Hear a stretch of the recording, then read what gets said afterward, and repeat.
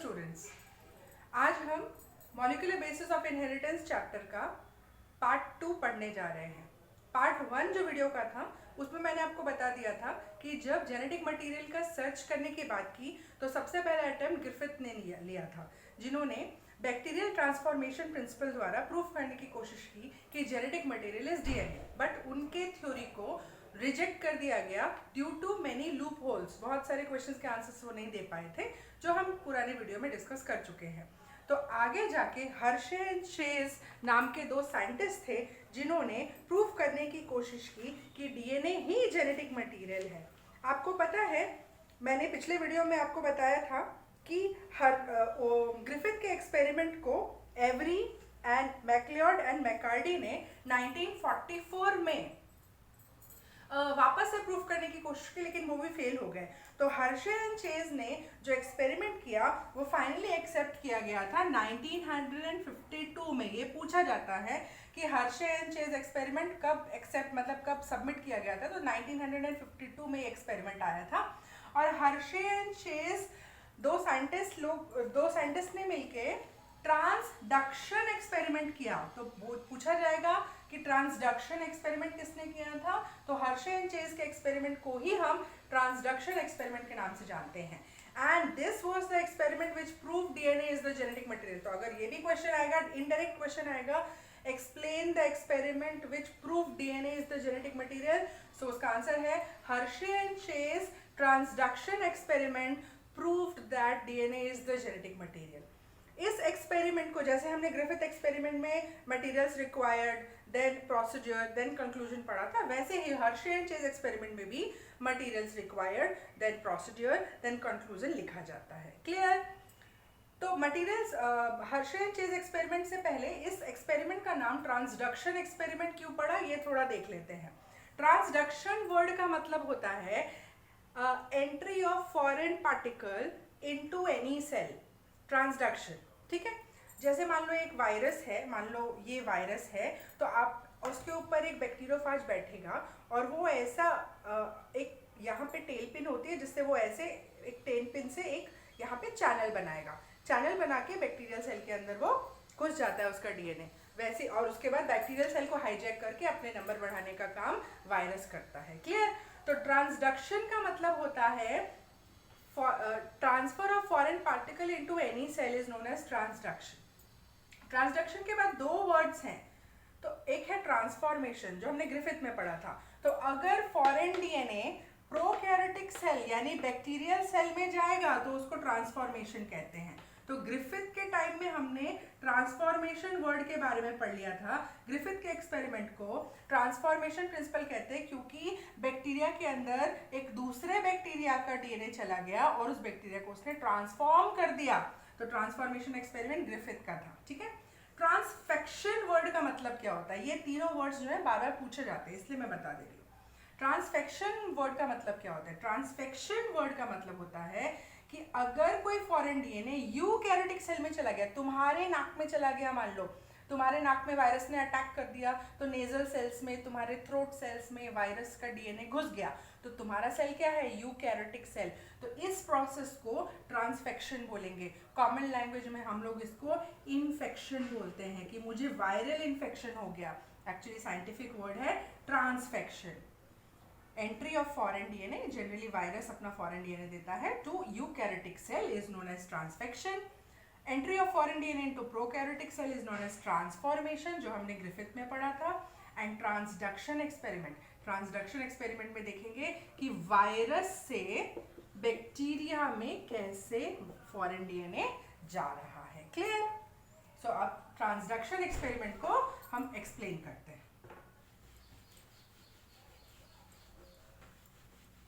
Materials required, Hershey and Chase experiment में materials required सिर्फ दो थे। पहला था मटेरियल्स रिक्वायर्ड, ठीक है। मटेरियल्स रिक्वायर्ड था, एक था तुम्हारा इकोलाई का कॉलोनी, इकोलाई बैक्टीरिया की कॉलोनी लेनी थी, और दूसरा लेना था इस बैक्टीरिया को अटैक करने वाला वायरस जिसका नाम है bacteriophage virus. Bacteriophage virus. Clear? आप सबको पता है बैक्टीरियोफाज एक वायरस है that can that can kill bacteria, यानी बैक्टीरिया को मारने वाला, बैक्टीरिया को हाईजैक करने वाले वायरस का नाम है बैक्टीरियोफाज। बैक्टीरियोफाज को बैक्टीरिया नहीं है, इट इज अ वायरस। आपने स्टैंडर्ड 11th में बायोलॉजिकल क्लासिफिकेशन में जब अपने ऑर्गेनिजम्स वायरस के बारे में पढ़ा होगा तो 3 कैटेगरी के वायरस होते हैं। एक वो वायरस होता है जो प्लांट्स को हाईजैक करता है, जिनको प्लांट वायरस कहते हैं, जैसे टीएमवी हो गया, टोबैको मोज़ेक वायरस। एक वायरस होता है जो एनिमल्स को हाईजैक करता है, जैसे कि HIV हो गया, राइनो वायरस हो गया, रोटा वायरस हो गया, करेक्ट, H1N1 हो गया।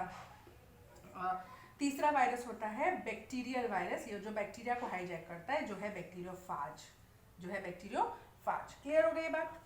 तो हमने प्लांट को हाईजैक करने वाला, एनिमल को हाईजैक करने वाला बैक्टीरिया नहीं लिया था, हमने नहीं, सॉरी, हर्शे एंड चेज ने, उन्होंने बैक्टीरियोफाज लिया था। तो मटेरियल्स रिक्वायर्ड में होगा इकोलाई बैक्टीरिया, बैक्टीरियोफाज। और मटेरियल्स रिक्वायर्ड में होगा न्यूट्रिटिव मीडियम। न्यूट्रिटिव मीडियम यानी उसको खाना पीना भी तो देना है ना, ग्रो करवाना है ना। न्यूट्रिटिव मीडियम जो उन्होंने बैक्टीरियोफाज को ग्रो करवाया था, उसमें उन्होंने 2 स्पेशल चीजें ली। पहला एक लिया radio active sulphur. Radio active sulphur का ब्रांड नेम होता है S35, ठीक है।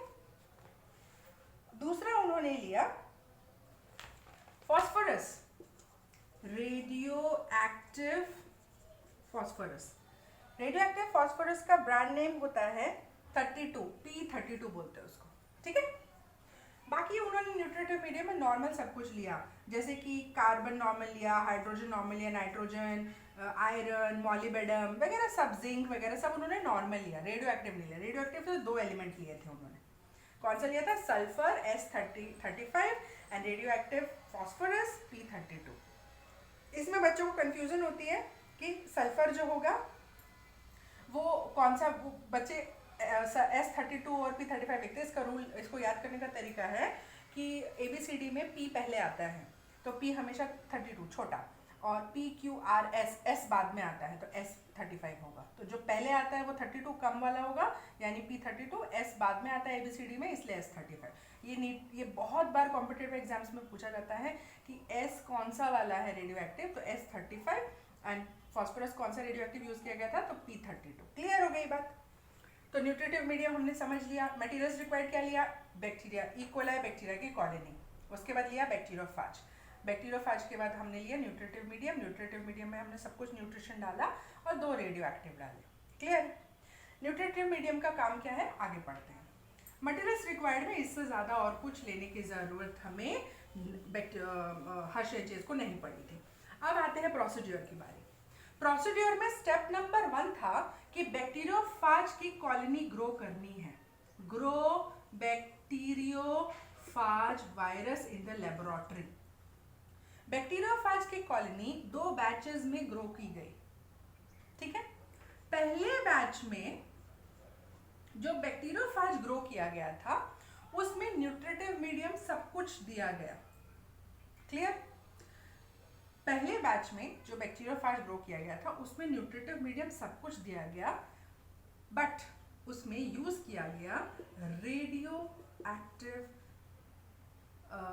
फॉस्फोरस, नहीं, रेडियो एक्टिव सल्फर यूज करते हैं। चलो, कौन सा रेडियो एक्टिव सल्फर?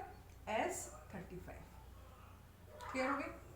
बाकी इसमें फॉस्फोरस नॉर्मल यूज किया गया था, नाइट्रोजन नॉर्मल यूज किया गया था, carbon normal, zinc normal, iron normal, बाकी सब नॉर्मल, ठीक है। फॉस्फोरस नॉर्मल यूज किया गया था, याद रखना, फॉस्फोरस नॉर्मल यूज किया गया था, only sulphur radio active use किया गया था इसके पास। दूसरे कॉलोनी, जो दूसरे बैच बन रहा था बैक्टीरियोफाज की, जो दूसरी कॉलोनी ग्रो हो रही थी, उस बैक्टीरियोफाज में नॉर्मल सल्फर यूज किया गया। यहाँ देखो, रेडियो एक्टिव सल्फर यूज किया गया, इसको नॉर्मल सल्फर दिया गया, normal nitrogen, normal carbon, normal zinc, etcetera etcetera, जितने न्यूट्रिटिव मीडियम होता है सब कुछ नॉर्मल। यहाँ पे रेडियो एक्टिव फॉस्फोरस दिया गया P32। क्लियर है? P32। इसका कारण आपको पता है, डीएनए में फॉस्फोरस होता है बैकबोन में, फॉस्फेट बैकबोन। तो रेडियो एक्टिव फॉस्फोरस देने की वजह से उसके अंदर जो नए बैक्टीरियोफाज जो बने, उसका जो डीएनए था वो ग्लो कर रहा था। तो मैं इसको इसे ग्लो करना दिखा देती हूँ, ठीक है। डीएनए में बैकबोन जो होती है वो फॉस्फेट की होती है। क्योंकि हमने बैक्टीरियोफाज को रेडियो एक्टिव फॉस्फोरस पे ग्रो कराया था, तो जो फॉस्फेट था वो रेडियो एक्टिव था, इस वजह से डीएनए जो है उसने रेडियो एक्टिविटी शो की, तो इस बैक्टीरियोफाज के डीएनए जो थे वो चमक रहे थे। यहाँ पे प्रोटीन जो होते हैं वो सल्फर कंटेनिंग अमाइनो एसिड्स के बने हुए होते हैं। आपने आगे जाके हम वो भी पढ़ेंगे, और इवन आपने 11th स्टैंडर्ड में 20 एसेंशियल अमाइनो एसिड्स के बारे में, sorry 20 types of amino acids के बारे में पढ़ लिया, और 20 तो हैं, 2 और डिस्कवरी हो चुकी है, 2 और की, वो भी प्लीज़ आप देख लीजिएगा। सो 22 टाइप्स ऑफ अमाइनो एसिड्स जो हैं नॉर्मली जो यूज़ किए जाते हैं प्रोटीन बनाने में, उसमें सल्फर कंटेनिंग अमाइनो एसिड का बहुत वैल्यू है। तो अगर सल्फर कंटेनिंग अमाइनो एसिड है, यानी कि जो प्रोटीन बनेगा उसमें जगह जगह पे सल्फर लगा हुआ होगा। वो सल्फर हमने क्योंकि रेडियो एक्टिव यूज किया था, तो पूरा प्रोटीन जो है वो चमकेगा। तो इस बैक्टीरिया का जो प्रोटीन कवर था वो चमक रहा था, डीएनए नहीं चमक रहा था इस बैक्टीरियोफाज का। फिर से एक बार बताती हूँ, बैक्टीरियोफाज को 2 बैचेस में ग्रो किया गया।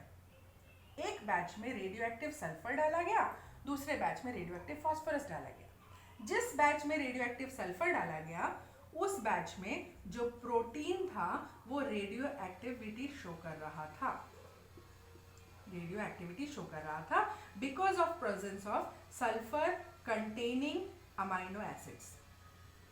ठीक, इस वाले बैच में जहां रेडियो एक्टिव फास्फोरस यूज किया गया, उस बैच में डीएनए रेडियो एक्टिविटी शो कर रहा था because of phosphate, radio active phosphate.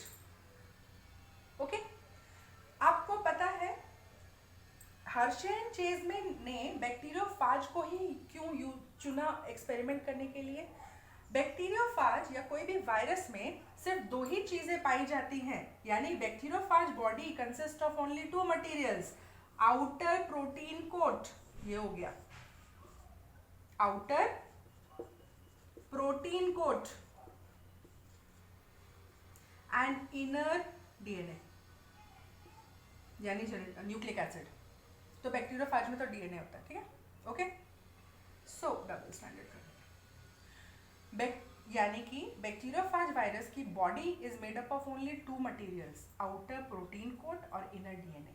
तो 2 ही चीज है ना, तो एक बैक्टीरियोफाज में क्या करेंगे, बाहर की चीज को चमका देंगे, और दूसरे बैक्टीरियोफाज में क्या करेंगे, अंदर की चीज को चमका देंगे। अब एक्सपेरिमेंट में पता करना आसान हो जाएगा, समझ गए? चलो आगे पढ़ते हैं। ये समझ गए why bacteriophage is used for the experiment? Bacteriophage is used for the experiment because bacteriophage body is made up of only 2 materials, outer protein coat and inner DNA. तो एक बैक्टीरियोफाज के बैच में हम लोग क्या किए कि बाहर के रेडियो एक्टिविटी प्रोटीन में कर दी, एक में रेडियो एक्टिविटी डीएनए में करवा दी। अब दोनों बैक्टीरियोफाज को हमने बोला कि अब तुम बैक्टीरिया को इन्फेक्शन करो, दोनों बैचेस को बोला अलग अलग। ये है इकोलाई बैक्टीरिया, क्या है ये, इकोलाई बैक्टीरिया। दोनों को अलग अलग इकोलाई बैक्टीरिया बैच को बोला गया कि चलो अब तुम लोग जाओ और जाके अब इन्फेक्शन करो, इकोलाई बैक्टीरिया में इन्फेक्शन करो। जैसे ही इन्होंने इकोलाई बैक्टीरिया में इन्फेक्शन किया, आपको पता है इसकी बॉडी चमक रही थी और इसका डीएनए चमक रहा था। अब चैनल बना, ये इकोलाई का डीएनए, अपना डीएनए है इकोलाई का ये, ठीक, चैनल बना, इसने अपना बैक्टीरियोफाज ने अपना डीएनए अंदर डाल दिया, इस डीएनए ने हाईजैक कर लिया इकोलाई को, और सेल के अंदर बहुत सारे ऐसे बैक्टीरियोफाज के न्यूली असेंबल्ड बच्चे हो गए, बहुत सारे ऐसे न्यूली असेंबल्ड बच्चे हो गए बैक्टीरियोफाज के, ठीक है। तो जैसे ही बहुत सारे ऐसे न्यूली असेंबल्ड बच्चे हो गए बैक्टीरियोफाज के, देखने में आया है, और इसकी प्रोटीन कोट जो होती है वो बाहर ही होती है, बाहर रह गई, सिर्फ डीएनए अंदर गया, इसकी भी प्रोटीन कोट बाहर रह गई, ठीक है। अब इसमें देखने में पता चला कि इसकी बाहर की बॉडी चमक रही थी, तो ये जो था ना, ये चमकीला वाला नीचे गिर गया, तो इसमें देखने को मिला no radioactivity seen inside the E coli, No radioactivity seen inside the E. coli, but radioactivity is seen in the outer surface. जब ये नीचे गिर गया ऐसे करके, इसको सुपरनेटेंट बोलते हैं. सुपरनेटेंट मतलब बाहर, सेल के बाहर रेडियो एक्टिविटी थी, यानी प्रोटीन था, लेकिन अंदर जो नए जनरेशन हुआ था बैक्टीरियोफाज का, उसमें नो रेडियो एक्टिविटी. इसका उल्टा जहां पे रेडियो एक्टिव डीएनए यूज किया गया था, इस रेडियो एक्टिव डीएनए ने जो नया बैक्टीरियोफाज का बैच बनाया, वो सारे बैक्टीरियोफाज रेडियो एक्टिव थे, यानी कि radio activity seen in the next generation. जबकि इसके बाहर का कवर जो रह गया था, उसमें कोई रेडियो एक्टिविटी नहीं थी. क्लियर? यानी बैक्टीरियोफाज को दो बैचेस में ग्रो कराया गया. एक की बाहर की बॉडी चमका दी, एक का डीएनए चमका दिया. दोनों बैक्टीरियोफाज को बोला गया इकोलाई को सेपरेटली इन्फेक्ट करो. जब इकोलाई को इसने सेपरेटली इन्फेक्ट किया तो खुद तो ये चमकदार था, लेकिन इसका जो नेक्स्ट जनरेशन हुआ वो चमकदार नहीं निकला. इसका मतलब है प्रोटीन को कितना भी चमका लो, नेक्स्ट जनरेशन में वो एंटर नहीं करता. नेक्स्ट जनरेशन के बच्चे चमकदार नहीं होते. इसमें प्रोटीन चमकदार नहीं था, डीएनए चमकदार था. ठीक है, प्रोटीन चमकदार नहीं था, डीएनए चमकदार था. तो जब इस वाले बैक्टीरियोफाज ने इकोलाई को इन्फेक्शन किया, तो अगला जनरेशन डीएनए चमकदार डीएनए होने की वजह से अगला जनरेशन पूरा अंदर चमकदार निकला, लेकिन जो पेरेंट था वो बिना चमकदार था. इसका मतलब ये है कि अगर मेरे बाल हैं जैसे, तो अगर बाल क्या है, केराटिन प्रोटीन का बना हुआ है, तो अगर मैं अपने बालों को कितना भी नरिश कर दूं, सुंदर बना दूं, प्रोटीन को चमकदार कर दूं, तो इसकी गारंटी नहीं है कि अगले जनरेशन में, मेरे अगले जनरेशन में जो बच्चे होंगे उनका बाल अच्छा चमकदार होगा. लेकिन अगर मेरे अंदर डीएनए अच्छा है, केराटिन का डीएनए अच्छा है, तो नेक्स्ट जनरेशन के बच्चों के बालों में अच्छी शाइन होगी और अच्छा होगा. ठीक है, तो ऊपर से कितना भी प्रोटीन को चमका लो, अगले जनरेशन में प्रोटीन नहीं जाता. ये प्रूफ करता है, ये एक्सपेरिमेंट प्रूफ करता है कि DNA goes to the next generation. DNA चमकदार है तो अगला जनरेशन चमकदार होगा. Protein do not go to the next generation. Protein चमकदार बना दो, अगला जनरेशन में प्रोटीन चमकदार, मतलब अगला जनरेशन चमकदार नहीं बनेगा. That means DNA is the genetic material, because genetic material का definition था the molecule that can travel from one generation to the other, from one cell to the other, and can express itself in the offspring. तो ये अगर DNA चमकदार था तो उसने अपने बच्चे चमकदार बना दिए. दैट मीन्स कि नया जनरेशन में वो रेडियो एक्टिविटी दिखी, मीन्स जो कैरेक्टर था वो दिखा. This Hershey and Chase experiment was fully accepted और इसके बारे में कोई क्वेश्चन रेज नहीं किया गया, क्योंकि बैक्टीरियोफाज वायरस में दो ही पार्ट्स होते हैं, प्रोटीन और डीएनए. सीधा सीधा एक्सपेरिमेंट में दिख रहा है कि जब प्रोटीन को चमकदार बनाया गया तो इस बैक्टीरियोफाज का जो बच्चे थे वो चमकदार नहीं बने. मतलब protein do not move to the next generation.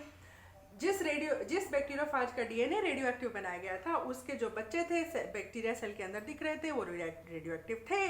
इसका मतलब है कि ये भले ही इसका बाहर का बॉडी नहीं चमक रहा हो, डीएनए चमक रहा है. This DNA travels to the next generation. Protein can not travel to the next generation, so protein is not. This portion is for protein को टेस्ट करने के लिए कि प्रोटीन है कि नहीं radioactive, and this portion is for DNA को test करने के लिए डीएनए है कि नहीं. तो ये दो बैच में किया गया था. एक एक्सपेरिमेंट रन किया गया देखने के लिए कि प्रोटीन अगले जनरेशन में जाता है कि नहीं, तो इसमें आया कि प्रोटीन अगले जनरेशन में नहीं जाता. और ये एक्सपेरिमेंट किया गया देखने के लिए कि डीएनए अगले जनरेशन में जाता है कि नहीं, तो ये प्रूफ हुआ कि yes, DNA goes to the next generation. Hence Hershey and Chase experiment, which experiment? Transduction experiment, proved that DNA is the genetic material. Thank you.